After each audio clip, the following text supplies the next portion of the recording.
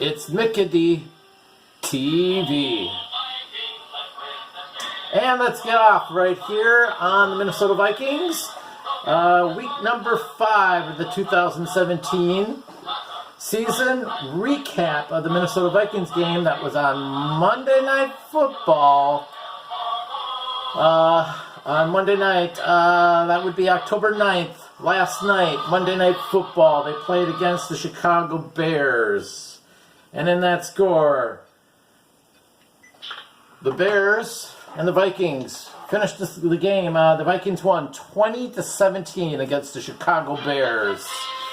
It was rather a very boring Monday Night Football game. The defense was alright, but a number of mistakes happened in this game, and it looked like both teams were trying to lose, it felt like. But anyways, we'll get to some highlights here. Offensively, our offensive line did a so-so job last night against the Bears. They had some great pass blocking at times and great rush blocking, especially on some big long rushes that we had. But they had a number of sacks given up. I think it was like 4 or 5, and it was just not very good on some of the scenes there. So the offense still needs some improvement. Boneheaded play by the coach, I believe. They sent in Sam Bradford to start the game. Obviously, this guy was not ready to play. I don't think he's fully healed yet from his injury. He finished the game almost finished the first half, 5 of 11 with 36 yards passing. Just wasn't there. He even got sacked for a safety, which I'll talk about later. The coach should have had him out after the safety right away, but of course the coach is dumb. And then they brought in Casey Keenum to finish the first half and then do the second half. Keenum had 17 out of 21 passes completed, 140 yards and 1 TD pass. He did pretty good. He had one really long run that helped extend the drive. What can you say for a guy who was called in? I mean, he probably knew there was a chance he'd be in the game, but still, great job for what he had to do coming in. Our running back, number 21, Jarrett McKinnon. One positive, one negative here. Positive, 95 yards rushing, 1 TD, 6 catches for 51 yards for a total of 146 yards. That's pretty good. That's what I like to see from a running back. I still would rather see Dalvin Cook in there. But then he did this boneheaded play where he scored his big, long rushing touchdown. And he eased up just before the end zone. And this guy, number 23, almost had him in his sights. And he knocked the ball in his hand. And he would have gotten that ball out. But he just barely made it across the end zone. But that's one thing I don't like to see, is people letting up before they get the touchdown. There's never a sure thing in anything. And this guy should have, Jarrett McKinnon should have ran full throttle. But I also say that's something that's a reflection of the coach and how horrible the coach is with discipline with his players. They should be full throttle no matter what. And this guy almost did a boneheaded play letting up. And this guy, number 23, could have gotten a fumble and prevented a touchdown from happening. Number 82, Kyle Rudolph, had 6 catches for 45 yards and a TD pass. And he had a really fun end zone celebration. It looked like most of his offensive linemen were there, as well as a couple other players. He did a little duck, duck, gray duck thing, which was hilarious. I thought it was funny. I don't know if they got a penalty off of that or not, but hey, you got to have some fun, right?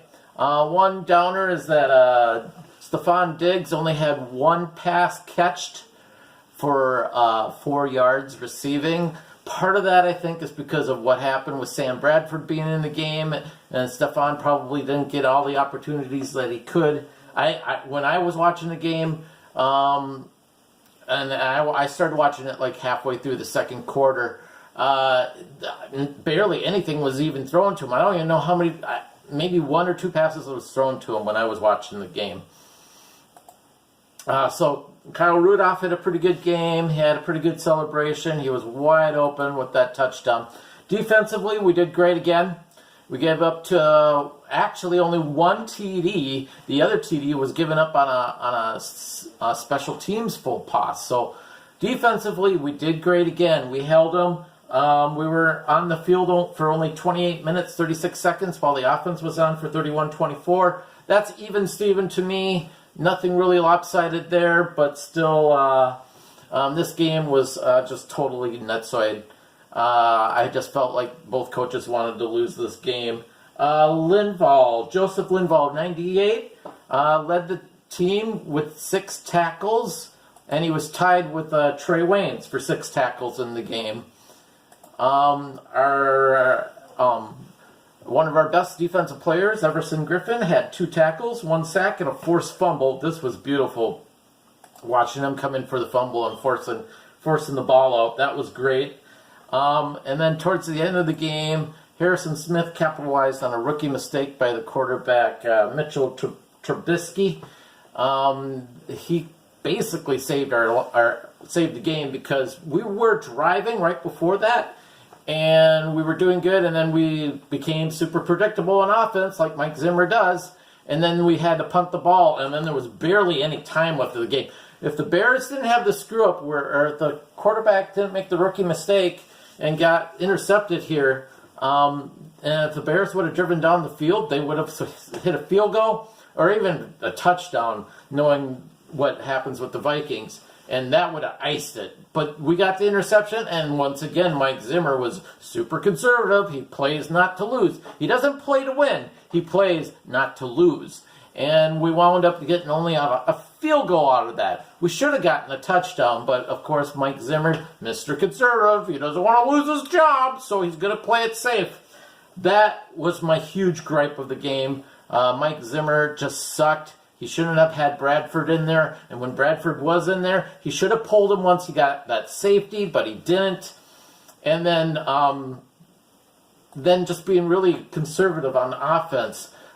Defensive or special teams wise, well, the bright spot, Kai Forbath, 2 of 2 field goals, 2 of 2 for extra points. So he did all right in this game.